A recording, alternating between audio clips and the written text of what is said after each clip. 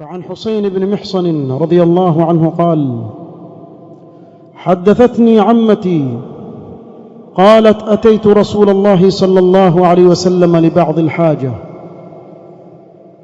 فقال رسول الله صلى الله عليه وسلم: أي هذه أذات بعل؟ قالت: قلت: نعم. Mtume sallallahu alaihi wasallam siku moja alijiliwa na mwanamke huyo aeleza kuwa nilikwenda kwa Mtume sallallahu alaihi wasallam kwa baadhi ya haja zangu ili anitekelezee Mtume sallallahu alaihi wasallam kama kiongozi wa umma. Mtume sallallahu alaihi wasallam akaniuliza: je, ewe mwanamke, una mume wewe? Qalat: qultu na'am. قال صلى الله عليه وسلم: كيف أنت معه؟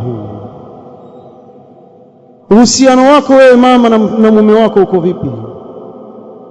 قالت: ما آلوه إلا ما عجزت عنه, simfanyii upungufu wa aina yoyote isipokuwa kile kinachonishinda siwezi kukifanya, basi nina udhuru mbele ya Allah subhanahu wa ta'ala kuwa siwezi kumfanyia.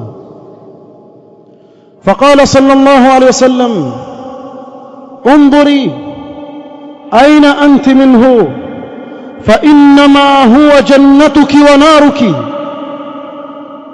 رواه الإمام أحمد والنسائي. Mtume sallallahu alaihi wasallam akamwambia yule mama: jitizame ulivyo na uhusiano wako na mume wako, kuwa makini ewe mama kwa mume wako, fa innama huwa jannatuki wa naruki, huyo mume wako ndiyo pepo yako na mume wako ndiyo moto wako. Ikiwa utaamiliana naye vizuri akawa radhi na wewe, ndiyo pepo kesho mbele ya Allah subhanahu wa ta'ala. Kinyume chake kuna moto, wal iyadhu billahi, kesho akhira. Mwanamke atanabahi juu ya maneno haya ya Mtume sallallahu alaihi wasallam: fa innama huwa jannatuki wa naruki,